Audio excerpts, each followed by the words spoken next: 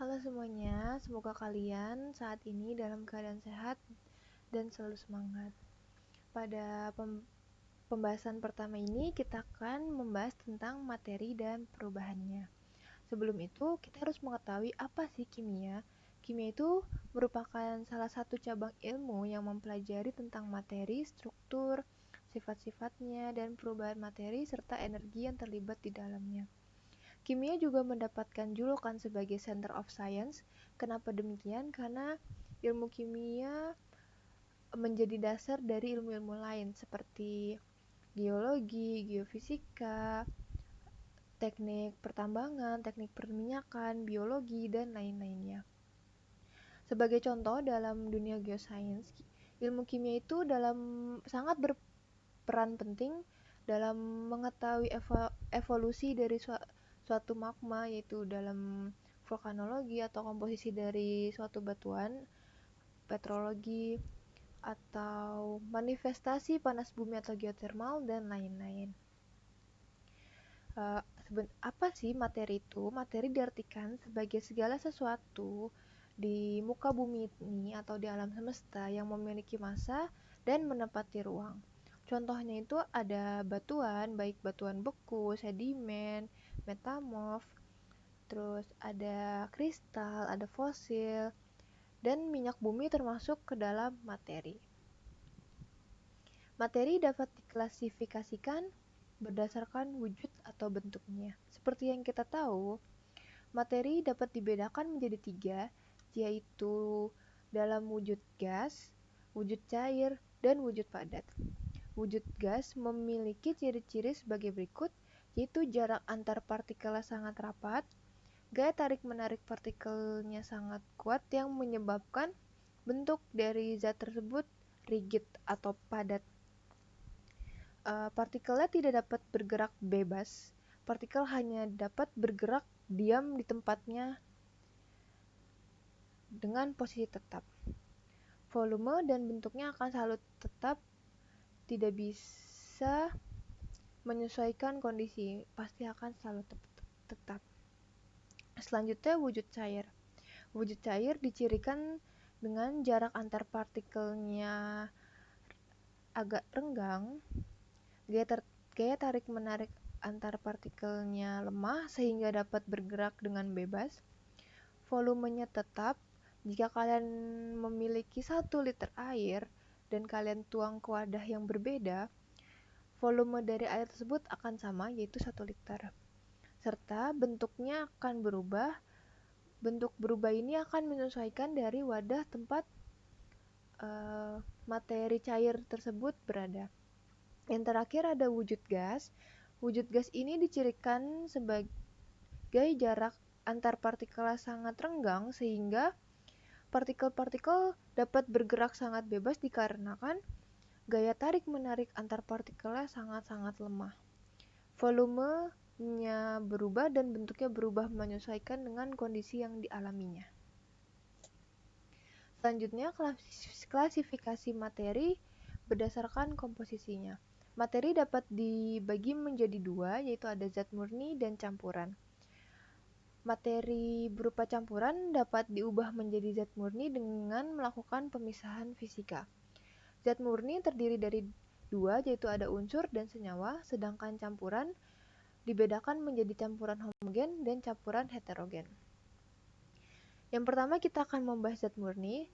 Zat murni dibagi menjadi 2, seperti yang saya sudah jelaskan di awal, yaitu unsur dan senyawa. Unsur diartikan sebagai suatu substansi yang tidak dapat terdekomposisi atau dapat terubahkan menjadi material yang lebih kecil atau lebih sederhana dengan reaksi kimia. Contohnya itu ada mineral sulfur dan mineral grafit atau diamond yang tersusun dari unsur karbon, di mana apabila kita memecahkan suatu unsur sulfur, dia akan tetap menjadi unsur sulfur, tidak bisa menjadi unsur yang lebih sederhana lagi. Yang kedua adalah senyawa. Senyawa diartikan sebagai substansi yang terbentuk dari 2 atau lebih unsur berbeda di mana memiliki perbandingan kimia tertentu dan selalu tercampur dalam proporsi yang sama. Apa maksud dari proporsi yang sama? Sebagai contoh adalah air.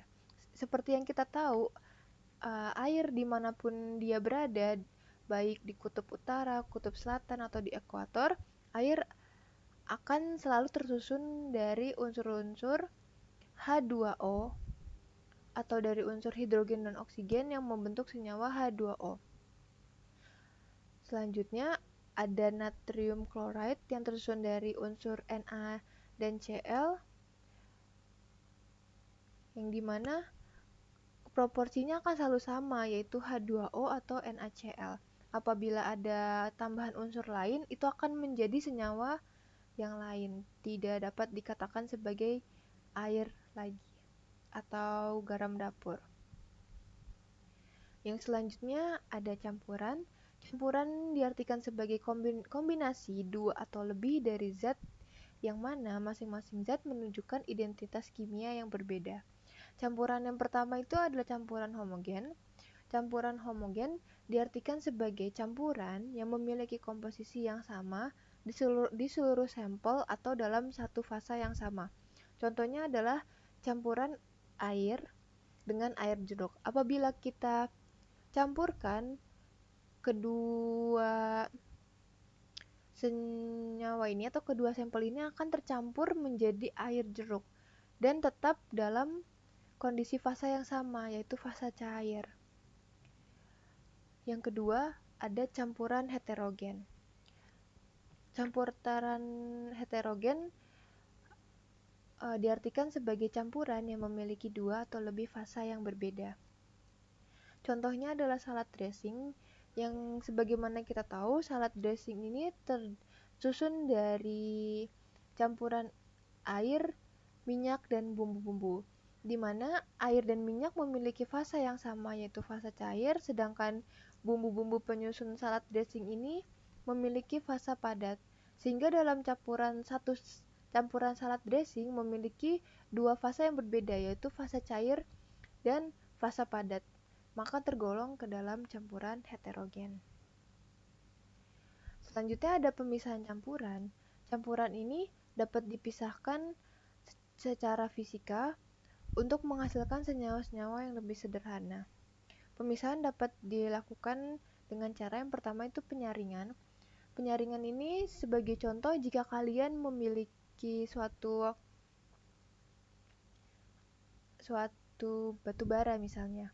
Kalian ingin memisahkan kualitas yang baik dengan kualitas yang buruk berdasarkan ukurannya, maka kita dapat menyaring batu bara sesuai dengan ukuran yang sudah ditentukan. Yang kedua ada destilasi atau penyulingan. Destilasi ini didasari atas perbedaan titik didih di mana seberapa cepat suatu materi dapat menguap. Yang ketiga ada kristalisasi atau berdasarkan kelarutan. Contohnya ada suatu magma. Magma ini yang bersifat basa. Apabila kita ingin memisahkan mineral olivin dengan magma yang bersifat basa itu, kita dapat menggunakan pemisahan berdasarkan kelarutannya atau kristalisasi, di mana mineral olivin akan terbentuk dalam suhu tertentu.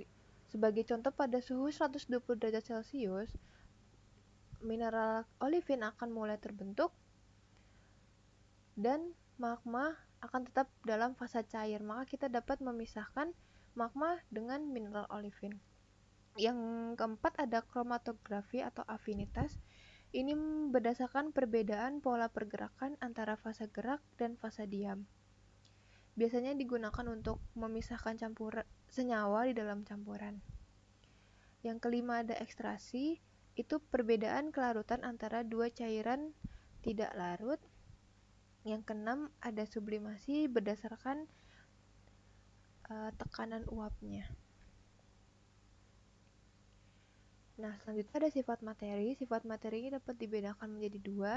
Yang pertama ada sifat fisika. Sifat fisika merupakan sifat materi yang tidak berhubungan dengan pembentukan zat baru.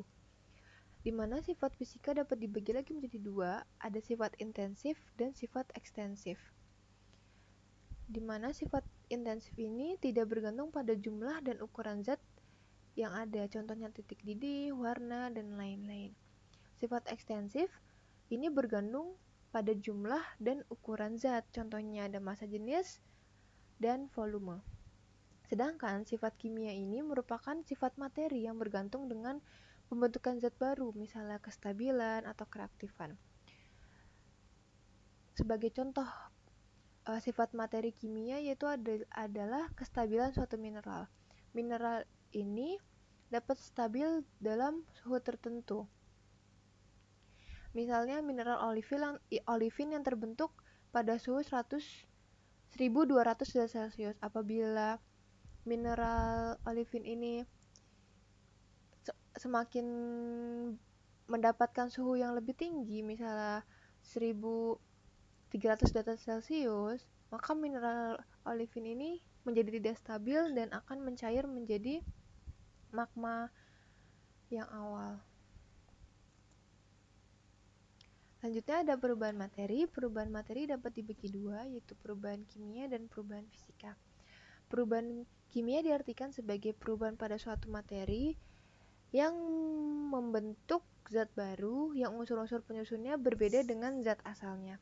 Contohnya di sini terdapat magma chamber, di mana di dalamnya terkandung magma yang bersifat basa.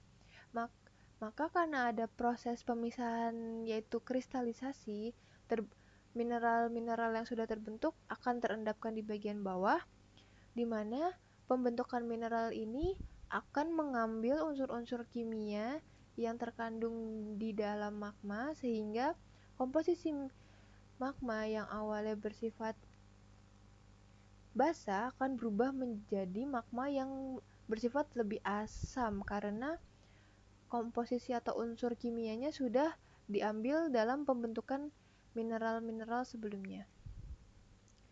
Yang terakhir ada perubahan fisika, yaitu perubahan pada suatu materi yang tidak menyebabkan pembentukan materi baru. Seperti kita memiliki mineral sulfur dan mineral besi, di mana yang awalnya bentuknya padat, terus lalu kita haluskan menjadi bentuk padat yang lebih kecil-kecil lagi. Dan apabila tercampur, materi ini dapat kita pisahkan berdasarkan kemagnetannya, karena mineral besi dengan mineral sulfur itu memiliki kemagnetan yang berbeda. Dan perubahan fisika ini bersifat reversible atau dapat kembali menjadi wujud yang semula. Sedangkan perubahan kimia tidak dapat kembali menjadi wujud yang sebelumnya atau bersifat irreversible.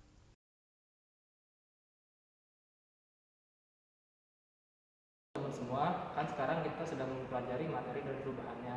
Nah, gue pengen tanya dong, di botol ini kira-kira ada zat apa aja ya? Ayo coba teman-teman jawab. Yang ditayangkan sebelumnya, kita akan membahas jawabannya. Jadi yang dipegang oleh model merupakan suatu botol yang mengandung 3 wujud materi yang berbeda. Yang pertama ada wujud padat. Wujud padat ini diinterpretasikan dari botol yang menjadi wadah dari material gas dan padat. Yang kedua ada materi gas, yaitu merupakan udara yang mengisi ruang kosong yang tidak diisi oleh air. Dan yang terakhir adalah wujud cair, yang kita tahu adalah berupa air mineral yang mengisi botol ini. Air mineral ini apabila botolnya kita miringkan ke posisi yang lain, maka wujudnya akan menyesuaikan dengan bentuk dari wadahnya. Sekian yang dapat saya sampaikan, semoga dapat bermanfaat. Tetap jaga kesehatannya, dijaga semangatnya. Sampai ketemu di pertemuan selanjutnya. Stay safe everyone.